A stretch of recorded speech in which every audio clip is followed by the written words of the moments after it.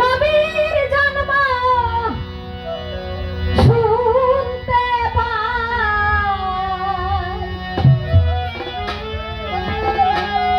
আহমদিয়া আহমদি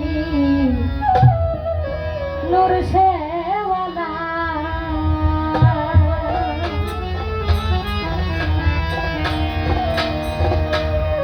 ওরে আমি নূরের খবর জানি না। আসলে এই নূরটা কি জিনিস, এই নূরের খবর তো জানি না। তার নূর যে কিভাবে সৃষ্টি হয়েছে, কোথা থেকে কিভাবে এসেছে, এটা কোনো ধারণা আমার নেই। যার কারণে আজকে এই গানের ভিতরে আমি জানবো এই নূর সম্পর্কে। এই নূরটা আসলে কি?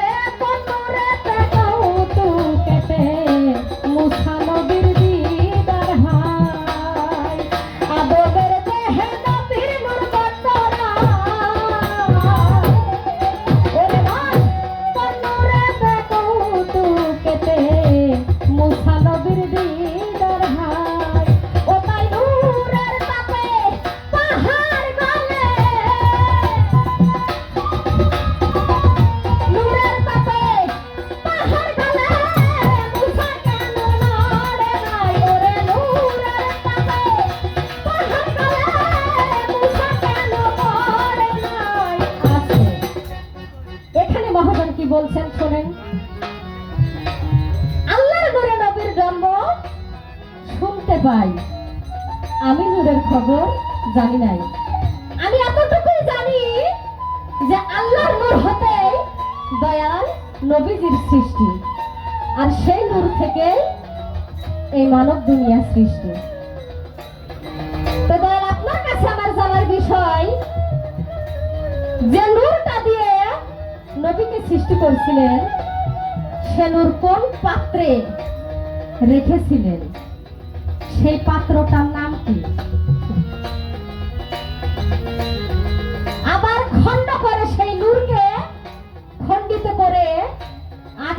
হাজার মাখলুকাত তিনি সৃষ্টি করেছেন।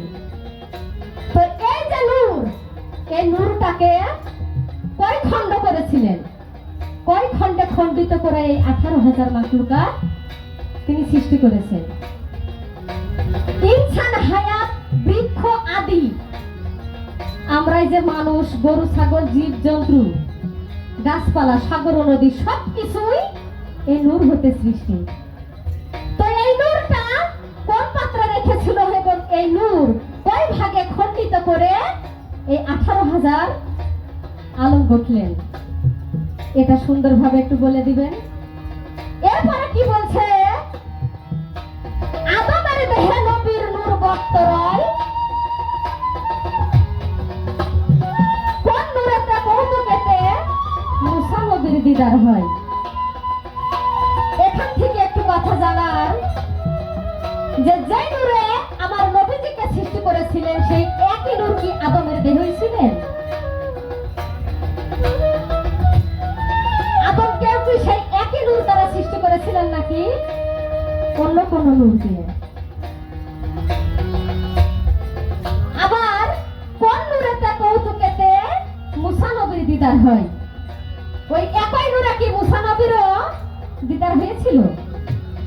এই নূরের এতটাই পাওয়ার ছিল যে নূরের তাপে পাহাড় গলে গেল, কিন্তু মুসা নবীর কিছুই হয়েছিল না।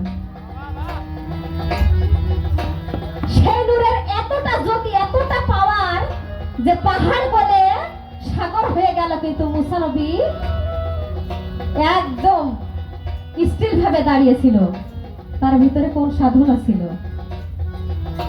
কারণ একটা জিনিস বোঝেন, এই দুনিয়াতে যখন ঝড় বৃষ্টি হয় তখন আমরা কিন্তু ভয়ে তাড়াতাড়ি করে বাড়ি ঘরদর খুঁজি, তাই না?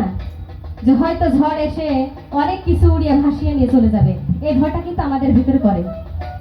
কিন্তু মুসা নবী এক চুল পরিমাণ ইঞ্চি তিনি সরিলেন না। তার ভিতরে কি এমন পাওয়ার ছিল, কি এমন শক্তি ছিল যে নূরের তাপে পাহাড় গড়ে গিয়েছিল, কিন্তু মুসা নবীর কিছু হয়েছিল না।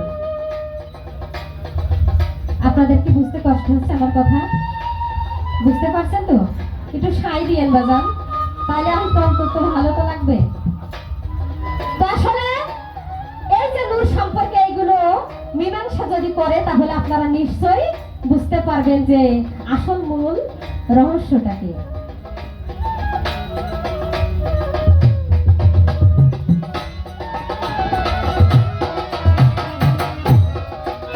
আর নূর সাধিলে আল্লাহ নবী পাওয়া যায়,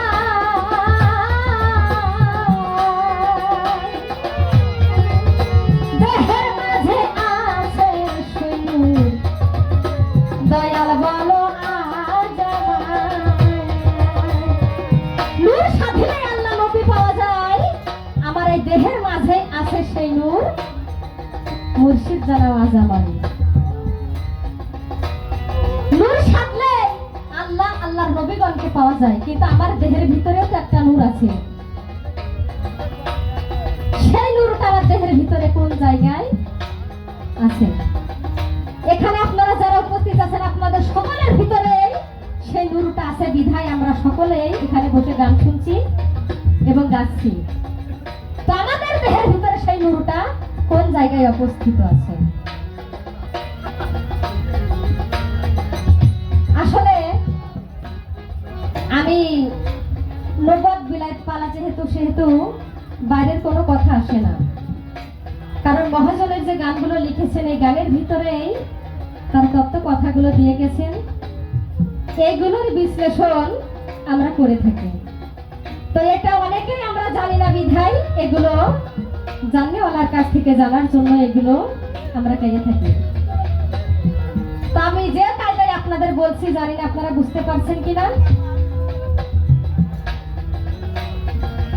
তো যাই হোক, আমার এক দরদি আমাকে অনেকগুলো টাকা দিয়ে দোয়া করছেন। আসলে আমরা যেখানে গান করতে আসি, এই গান শুনে যদি আপনারা এতটুকু জ্ঞান অর্জন না করতে পারেন তাহলে তো আমাদের গান করা বৃথা, তাই না?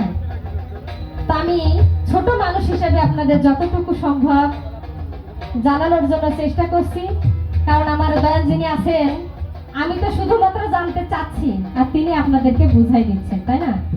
তো আমার দয়ালের কাছে বলি, দয়াল আপনার জবাব খুব সুন্দর হচ্ছে, কিন্তু তারপরেও যতটুকু শটের ভিতরে দেওয়া যায় ততটুকুই দেবেন, শরীর ঘামানোর দরকার নেই। কারণ এখানে তো আপনার লাঠি মারার কেউ নেই,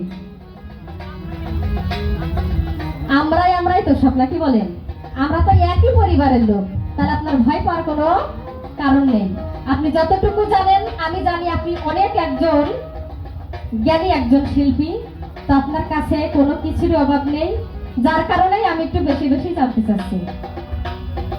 তো আপনি এমন ভাবে আমারে দিচ্ছেন যে বেশি বেশি হয়ে যাচ্ছে, মানে এত পরিমাণে বুঝাই দিয়ে দিচ্ছেন যে আমার ধরে রাখা কষ্ট হয়ে যাচ্ছে বাজারে।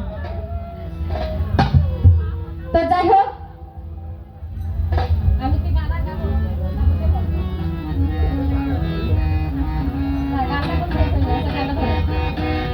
তো আগে গানটা শেষ করি, এরপরে আবার দেখি আমার বাজার কি বলেন। হ্যাঁ,